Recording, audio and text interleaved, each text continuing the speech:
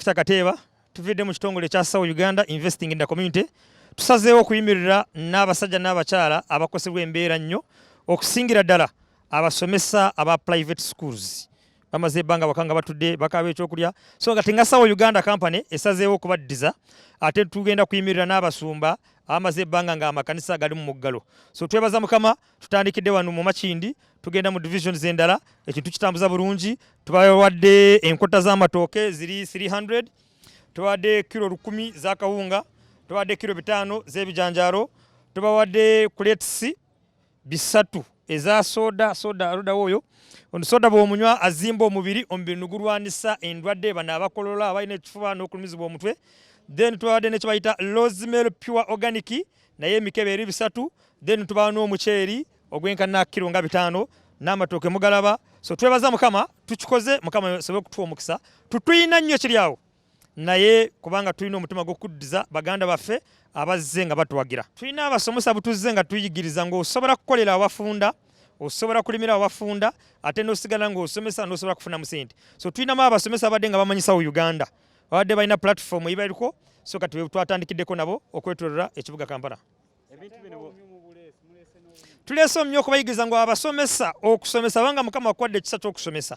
okusomesa sikigaana kulunda obumyu kubanga omumyu obulundira wantu awafunda osobola kutandika n'omumyu 3 akamyu kazaala ku makya akawungezi kabeera n'olubuto atandise n'omumyu 3 kumala emyezi 6 ku 8 abeera ng'alina omumyu 10 Sao Uganda buli kamyu ekagula emitwalo 3 ezo zibeera miliyoni 30 ng'ozikoze emyezi 8 ate ozikodde awafunda tuloza abasomesa aba private schools kubanga amasomero amangi gakyali maggale ate abasomesa bafuna sente nga bwekimanyi ate na ffenna boolaba MPs ffe ba directors ba investors ffenna twayita mu mikono y'abasomesa omusomesa kikulu we tulina okusookerako kubanga gwe musinje gw'eggwanga ebintu bino ogenda kubigattagatta buli division okwetolora ekibuga Kampala tugenda kussa miliyoni 16 ye donation yaffe tugenda kuwa donation ya miliyoni 3 ku 4 nenga tutagetize abasomesa n'abasumba kigenda kusinziira kati tusobola kutegeera abasomesa balinga bameka kubanga tosobola kumalayo abantu bonna anaaba nga ategedde anaaba nga atuuse yaafuna anaaba nga tafunye ogusa omusango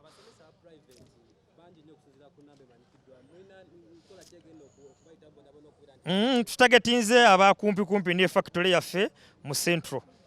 bebutagetinze ab'omu kibuga kubanga ab'omu kyalo afazaali osanga omusomesa w'omukyalo asomesa mu kyalo naye ng'alina faamu y'ente balina olusuku lw'amatooke balina muwogo omuntu w'omukyalo tasobola kusula enjala naye omusomesa w'omu Kampala afuna emitwalo 5 6 7 ennyumba apangisa alinyako akabooda kati bebutagetinze bokka abali mu kibuga Sao Uganda tuyigiriza abantu okulima rosemary nga bamala okulima rosemary fe abamugula tumukolamu air freshener tukolamu perfume tukolamu amajani ne soda obutulese ate tuyigiriza abantu okulunda obumyu kubanga akamyu kafuuse goldi omulembe gukyuka Katonda takyuka tuyigiriza abanya-Uganda ng'osobola kulimira abafunda osobola kulundira abafunda n'ofunamu nnyo okusinga ina acres ne acres z'ebintu ebirala so kati okutagetinga bano abasomesa abadde babeera mu kusomesa kwokka n'abasoma babeera mu kyaki kyokka nga tubayigiriza ng'osobola kubeera n'ekanisa ate oli omusomesa n'obako project y'okola so kati tubagabidde emmere ntuleta n'omyu nga tubayigiriza n'ekyokukola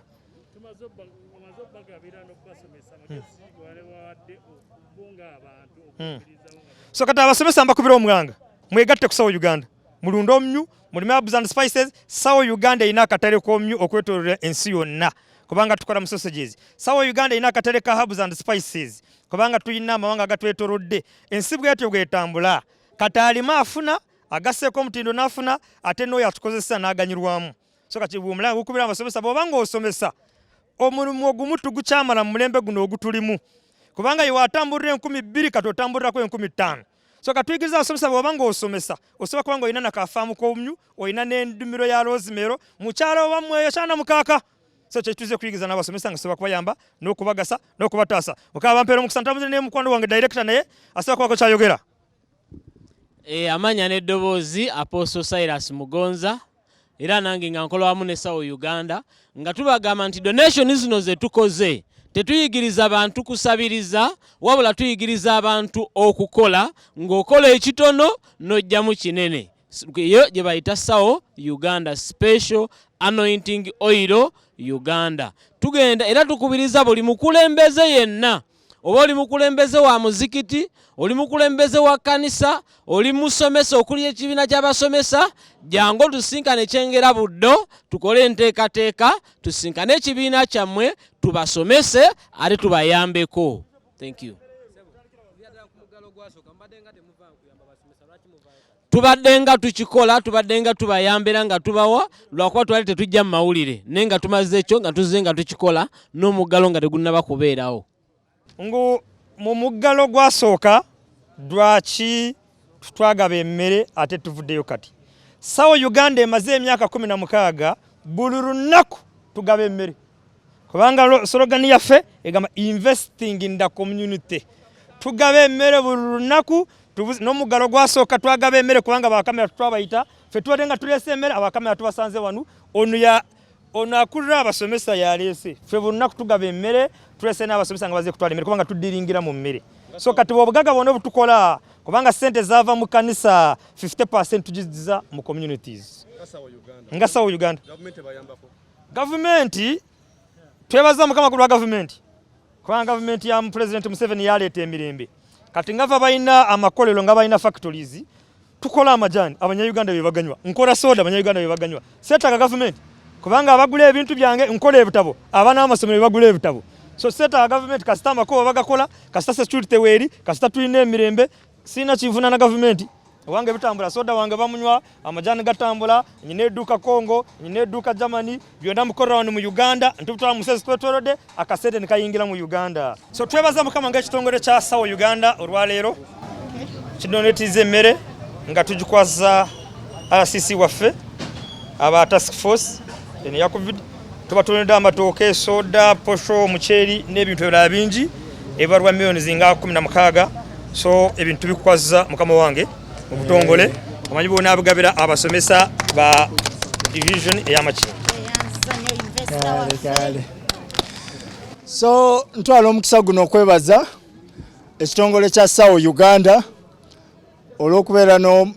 olw'okulumirira abasomesa baffe abasomesa mu masomero g'obwannannyini wano mu Makindye, era tubeebaza olw'enkata gye mutukubye. Mukama abatuweera omukisa. So nze nga akulira akakiiko ka task force aka COVID-19 mu Makindye mbirisiivinze ku lw'abasomesa, era nga bwe mulaba buli musomesa ayimiridde n'ettuulye nga kuliko enkota y'ettooke, akawunga kiro 10, omuceere, ebijanjaalo n'ebirala. So n'ebitongole ebirala tubakubiriza embeera nga bwe mugimanyi embeera y'abasomesa esoomooza, be batusomeseza abaana baffe tubalowoozeeko. Mwebale nnyo, mwebale ddala.